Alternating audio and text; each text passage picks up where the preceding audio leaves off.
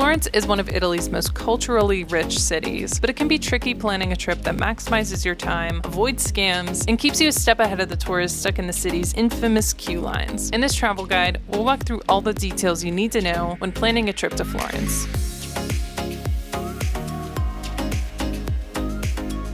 You have a few different options if you're flying into Italy. The most direct way is to fly into Florence's International Airport, which is just 15 minutes from the city center. From Florence's airport, you can take a taxi to the downtown area for about 25 euros. You can also fly into Pisa's International Airport, which is near Pisa's train station, with many 60-minute train departures to Florence. A third option is to fly into Rome's Fiumicino Airport. Once in Rome, you can then take one of the many high-speed trains that connects these two cities in about 90 minutes. This is the route we took to Florence, so if you are stopping through Rome, be sure to check out our helpful videos we made when we were there.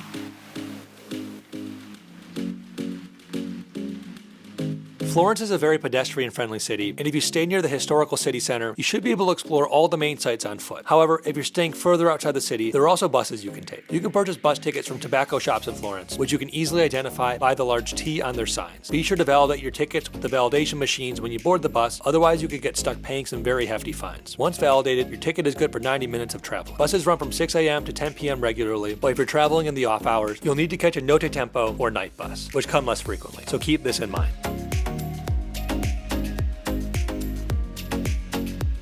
With Florence being one of Italy's most visited cities, the time of year you visit will greatly shape your experience. Mid-May through September is considered to be peak tourist season, where the crowds and temperatures are typically the highest. While busier, the weather is usually nicer during the summer, so that's a plus. In August, many Italians go on vacation themselves, so some smaller restaurants and local shops may be closed, but there'll still be plenty of spots open near the main attractions. Florence's shoulder season extends from March through mid-May, and then October through November. Since school is back in session, this is often a more authentic Florentine experience, as there are less crowds and more locals. December through February is Florence's low season, where there are minimal crowds. And while the winter days are shorter, Florence seldom gets snow, so the temperatures will never get too frigid. Instead, you should be prepared for some rain and fog if you plan to visit Florence in the winter.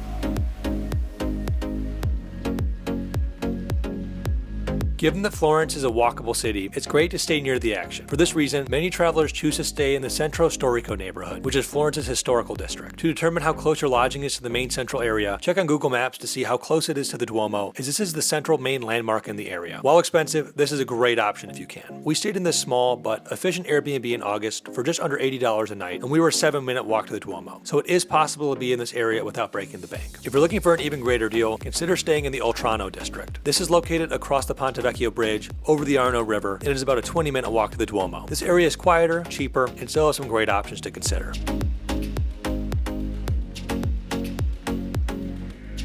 Nowadays, many attractions in Florence require tickets, with some selling out weeks in advance. To combat this, it's recommended to purchase tickets for the hotspots online before your trip. If you want to scope out some of the top things to do in Florence before your trip, be sure to watch our video where we walk you through our favorite spots. The hottest tickets in town tend to be for the Duomo's Dome Climb or Giotto's Bell Tower Climb. Both these tickets get you into the ruins beneath the Duomo, the Baptistry, and the Opera del Duomo Museum, so they're a good deal. You'll need to pre-select what time of day you'll be hiking to the top though, and given Florence can have scorching heat around midday in the summer, consider a morning or evening climb to beat the heat. Another spot you'll need tickets for is the Uffizi Gallery, which is one of Europe's premier art museums. You could either pre-book tickets on their official site, or if the tickets are sold out, you can use third-party sites like Get Your Guide or Viator, which may be slightly more expensive, but may have more time slots available. We'll link these below if you're interested. If you want to see the famed David statue, you'll need tickets for the Accademia Gallery, which you can pre-purchase either from the official site or third-party partner sites, similar to the Uffizi. If you're traveling last minute and can't get any tickets, we highly recommend the Galileo Museum, which seldom sells out or has any lines at the ticket office. Inside, you'll find antique scientific instruments from historic experiments, and even Galileo's preserved finger. We thought this was an incredibly interesting museum that blended history, science, and art, and would highly recommend it. And really quick, we want to pause this video because we have an incoming announcement. We started our own packing company, and some of our products include small packing cubes, and now officially, whoa, large packing cubes. Courtney designed these days of the week packing cubes to make organizing your life on the road so much easier. Never forget an outfit again with these days of the week packing cubes. We sell them in our Amazon store, which we'll link in the description box below. So feel free to check them out if you're interested in buying any of these beautiful packing cubes. Let's jump back to the video.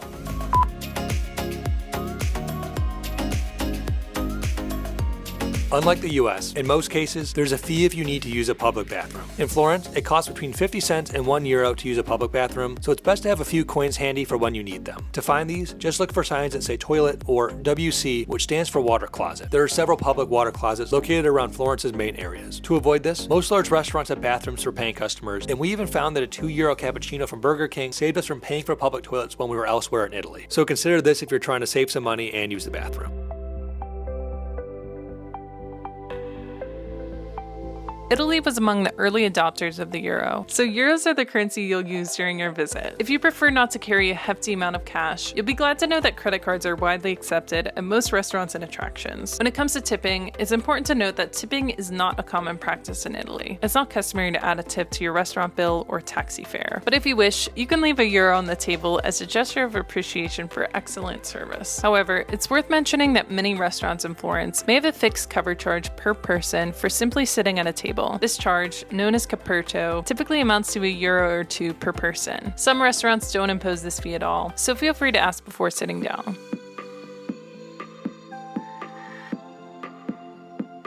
When it comes to tasty cuisine, few countries can rival Italy. As a cultural hub of pasta and pizza, Italy offers a wealth of incredible dishes. In our Florence food tour video, we explore Florence's iconic offerings and recommend some must-try foods, so be sure to give that a watch as well. When planning your meals, be aware that many restaurants in Florence briefly close their doors between lunch and dinner, so it's a good idea to factor this into your meal schedule. Moreover, if you're visiting during the peak tourist season and have a specific restaurant in mind, try to secure a reservation either online or in person early in your trip. Alternatively, you can opt to dine at popular spots for lunch when they tend to be less crowded if you want to ensure you get a table.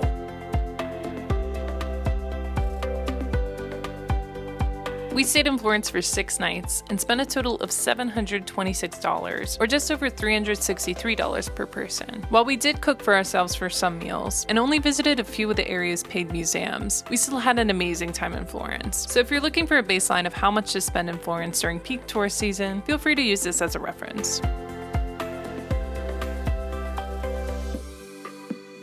As we mentioned earlier, Pisa is only an hour train ride from Florence's city center. So if you want to snap a classic picture of the Leaning Tower or just enjoy the city's charm, this is a great day trip option. You could also consider the town of Siena, which is another popular medieval town about an hour and a half from Florence by public transit. Rome was another great day trip to consider from Florence. Being just 90 minutes away via high-speed train, you can quickly be exploring one of the world's most picture-perfect cities. We made videos covering the top things to do in Rome, the tastiest Roman dishes to try, how to see the Pope, and much, much more. So be sure to subscribe and check those videos out as well. Another great, though quite ambitious day trip to consider is to see Cinque Terre, or Italy's gorgeous 5 cliffside towns. While you can reach these towns in just 2.5 hours by train, you may want an extra day or two to fully appreciate this Italian gem. We'll be releasing several videos on Cinque Terre in the next week or so be sure to check those out as well.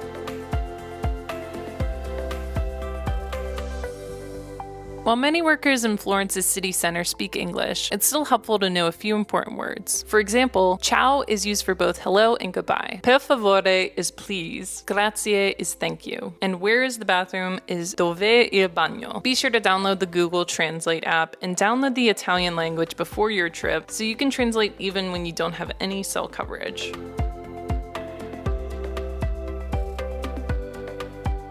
We know that every traveler has their unique packing preferences, but we like to suggest a few essential items for your trip to Florence. First and foremost, it's crucial to have a secure way to carry your passport, since by law, you'll need to show it to check into any hotel or Airbnb. Additionally, ensure you have comfortable and sturdy footwear that can handle sometimes uneven cobblestone streets. And don't forget a reusable water bottle, which you can conveniently fill from public fountains along the way. Considering the potentially high cost of sunscreen in tourist areas, it's a good idea to bring your own to save money. We carried a dry sunscreen stick that worked super well for us and was very travel friendly. Also, consider a small coin purse, as €1 to €2 coins are commonly given as change. Another thing to bring is a day pack that can protect your valuables from Italy's notorious pickpockets. If you're not from Europe, you'll probably need a power converter, as Italy runs at 230 volts. And if you plan on going in churches, you'll need a shoulder covering and something to cover your knees. We'll link below our favorite versions of all these items.